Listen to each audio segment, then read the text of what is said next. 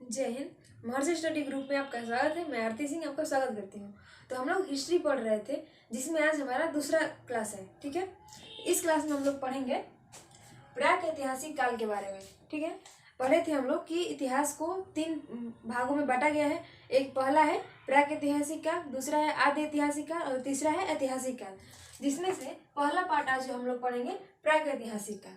ठीक है, तो प्राक ऐतिहासिक काल को इंग्लिश में प्री हिस्टोरिक पीरियड कहा जाता है। ठीक, प्राक ऐतिहासिक काल में ये इतिहास का शुरू का समय है। ठीक, इस समय में जो मानव होते थे वो बिल्कुल जंगली होते थे, आदि मानव की तरह, और उन्हें पढ़ना लिखना नहीं आता था, जिसके कारण जो प्राक ऐतिहासिक काल है इसका कोई लिखित साक्ष्य नहीं मिला है। केवल पुरातात्विक स्रोतों से ही पता लगाया गया है कि हाँ, उस समय के लोग ऐसे होते होंगे। ठीक है, और उस समय प्राक ऐतिहासिक काल में जो हथियार बने होते थे, वो लोग जो शिकार करते थे या जो भी अपने यूज के लिए हथियार बनाते थे वो पत्थर के ही बनाते थे। ठीक, और उस समय के हथियार पत्थर के बने होते थे और आकार में उनका साइज बहुत बड़ा हुआ करता था। हथियार पत्थर के बने होते थे और उनकी साइज बहुत बड़ी बड़ी साइज के बने होते थे। ठीक है, और हथियार पत्थर के बने होने के कारण उस काल को यानी कि प्राक ऐतिहासिक काल को पाषाण काल के नाम से भी जाना जाता है। पाषाण का मतलब होता है पत्थर और काल का मतलब होता है समय। तो पाषाण काल यानी पत्थर का काल, इसे इंग्लिश में स्टोन एज कहा जाता है। पत्थर को इंग्लिश में स्टोन कहा जाता है और काल को एज। ठीक, अब पाषाण काल को आगे 4 भागों में बांटा गया है, जिसमें से पाषाण काल में भी जो शुरू का समय है उसे पूरा पाषाण काल कहा गया है। ठीक, पूरा पाषाण काल में जो मानव थे वो खानाबदोश होते थे। खानाबदोश का मतलब होता है खाद्य संग्राहक।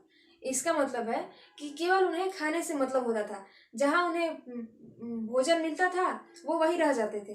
ठीक, खानाबदोश होते थे, केवल उन्हें जानवरों की तरह खाने से मतलब होता था और किसी चीज से नहीं। और वो खाने के लिए यानी अपना पेट भरने के लिए शिकार करते थे, जानवरों का शिकार करते थे। अब जानवरों के शिकार करने के कारण उन्हें आखेटक कहा जाता था, क्योंकि शिकार को आखेट भी कहा जाता है और शिकार करने वाले को आखेटक। तो ये क्वेश्चन आता है कि प्राक ऐतिहासिक काल में किस समय के मानव आखेटक होते थे? तो पूरा पाषाण काल के जो मानव होते थे वो आखेटक होते थे। ठीक है, और पूरा पाषाण काल में पत्थर के जो हथियार बने होते थे वो बहुत बड़े बड़े होते थे, क्योंकि ये पाषाण काल का शुरुआती समय था। ठीक है, पूरा पाषाण काल का एक मानव द्वारा एक महत्वपूर्ण खोज थी। ठीक, वो खोज थी आग की खोज।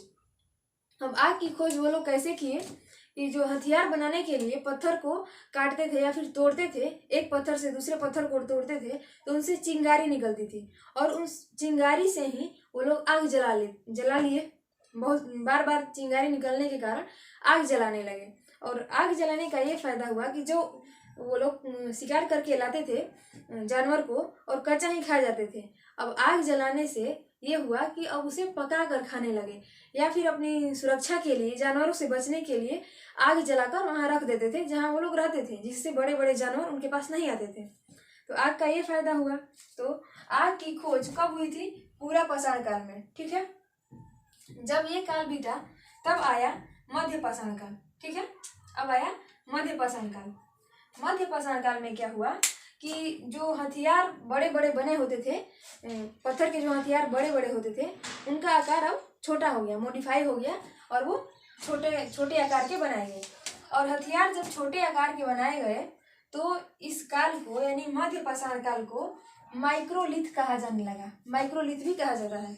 माइक्रो का मतलब होता है छोटा और लिथ का एज, यानी कि मध्य पाषाण काल को माइक्रोलिथ कहा जाने लगा। क्यों? क्योंकि उस समय अब हथियार छोटे हो गए थे, अब बड़े बड़े हथियार नहीं थे। ठीक है, और दूसरा क्या हुआ कि अंत्येष्टि कार्यक्रम की शुरुआत की, यानी मध्य पाषाण के काल के जो लोग थे वो अंत्येष्टि कार्यक्रम का शुरुआत किए। अंत्येष्टि कार्यक्रम का मतलब होता है अंतिम संस्कार।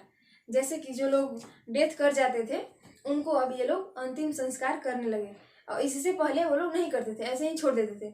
लेकिन अब ये लोग अंतिम संस्कार करने लगे, उन्हें या तो जला देते थे या फिर दफना देते थे। ऐसा करके अंतिम संस्कार होने लगा। कब? मध्य पाषाण काल में। इसके बाद अब आया नव पाषाण काल। नवपाषाण काल यानी नव का मतलब होता है नया, नवपाषाण काल की शुरुआत हुई और इसमें मानव जो थे उनका बौद्धिक विकास हो गया था। अब ये लोग केवल जानवरों को मारकर या फिर शिकार करके नहीं खाते थे, और भी जंगल में जो कंदमूल फल होते थे या फिर जो अनाज उगते थे उसे भी खाते थे, और जो उसका बीज निकलता था उसे फेंक देते थे। और कुछ दिन में देखे कि वो बीज से पुनः एक नया पौधा निकल रहा है, तो इसको ये लोग ऑब्जर्व किए। फिर ऐसा उन्होंने बहुत सारा बीज इकट्ठा करके और वहाँ पे रख दिया, तो उससे नया पौधा निकलने लगा। तो इस प्रकार से नवपाषाण काल के जो मनुष्य हुए उन्होंने खेती की शुरुआत की। ठीक है, तो खेती की शुरुआत की, यहाँ खेती की शुरुआत हुई नवपाषाण काल में। उसके बाद जब खेती की शुरुआत हुई तो ऐसा नहीं है कि खेती की फिर वहाँ से छोड़कर उसको हम चले जाएंगे, वहाँ से लोग चले जाएंगे तो फिर फसल की देख रेख कौन करेगा। तो इसके लिए वे लोग वहाँ पे रहने लगे, यानी कि अस्थाई आवास बनाकर वहाँ रहने लगे।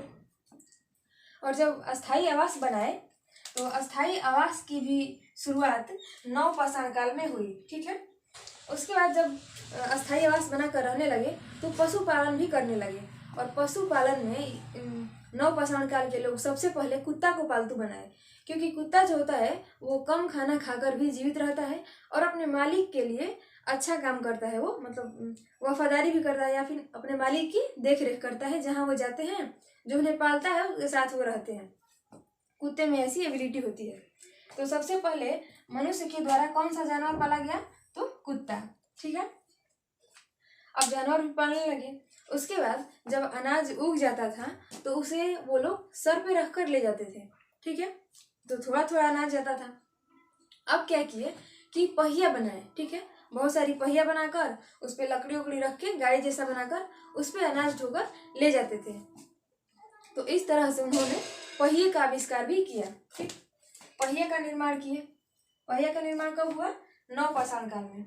अब अनाज घर पे चला गया, तो अब अनाज घर पे चला गया तो उसे रखने के लिए भी कुछ चाहिए, ऐसे ही तो नहीं फेंक देंगे। तो उसे रखने के लिए वो लोग मिट्टी के बहुत बड़े बड़े मनका का निर्माण किए। एक प्रकार का बर्तन होता था मिट्टी का जिसे मनका कहा जाता था, घड़ा टाइप का होता था। बड़े बड़े मनके का निर्माण किए और उसी में अनाज वो रखते थे। ठीक है, और ऐसा चलता रहा। अब नवपाषाण काल बीत गया। उसके बाद आया उत्तरपाषाण काल। ठीक है, आया उत्तरपाषाण काल। यहाँ पे देखिए, जब कोई समय चल रहा होता है और उसका जब अंतिम समय या फिर लास्ट का पीरियड आता है, फिर उसके बाद दूसरा समय चलने वाला होता है, तो जो पहले समय का अंतिम पीरियड होता है उसे उत्तर काल कहा जाता है। जैसे कि मौर्य काल का अंतिम पीरियड जो चल रहा था उसे कहा जाता है उत्तर मौर्य काल, या फिर मुगल काल का जो अंतिम पीरियड चल रहा था अंतिम समय, तो उसे भी उत्तर मुगल काल कहा जाता है। वैसे ही यहाँ भी ये पाषाण काल का जब अंतिम समय चल रहा है तो इसे भी कहा जाता है उत्तर पाषाण काल। ठीक है, उत्तर पाषाण काल में क्या हुआ कि यहाँ मनुष्य का बौद्धिक विकास बहुत ज़्यादा हो चुका था और ये अलग अलग चीज़ों की खोज भी कर रहे थे। तो इसी में इन लोगों ने तांबा धातु की खोज की। ठीक है, तांबा धातु की खोज की और ये मानव के द्वारा खोजी गई पहली धातु थी। ठीक, मानव के द्वारा खोजी गई पहली धातु थी जिसकी खोज उत्तर पाषाण काल में हुआ, और तांबा की खोज होने के कारण उत्तर पाषाण काल को ताम्र पाषाण काल भी कहा जाता है। ठीक है, ये हो गया। अब यहाँ देखते हैं, खेती की शुरुआत हो चुकी थी नवपाषाण काल में। ठीक, तो खेती की जब शुरुआत हुई तो सबसे पहले किस चीज़ की खेती हुई, ये भी तो हो सकता है। सबसे पहले गेहूं और जौ की खेती हुई थी, जो अनाज थे। ठीक है, और ये खेती कब की गई थी, तो 7000 BC, यानी कि 7000 ईस्वी पूर्व। ईस्वी पूर्व का मतलब होता है ईसा मसीह के जन्म से 7000 वर्ष पहले खेती की शुरुआत हुई थी। कहाँ हुई थी, तो आज का जो पाकिस्तान है उस पाकिस्तान में ही है मेहरगढ़। ठीक, पाकिस्तान के मेहरगढ़ में खेती की शुरुआत हुई थी, और सुलेमान तथा किरथर पहाड़ी के बीच में खेती की गई थी। पाकिस्तान में ही ये पर्वत है सुलेमान तथा किरथर पहाड़ी, वहीं पे खेती की शुरुआत हुई थी सबसे पहले मानव के द्वारा। ठीक है, तो इसमें हम लोग प्राक ऐतिहासिक काल पढ़ लिए। अगली वीडियो में हम लोग आद्य ऐतिहासिक काल के बारे में देखेंगे। तब तक के लिए जय हिंद, मिलते हैं अगली वीडियो में।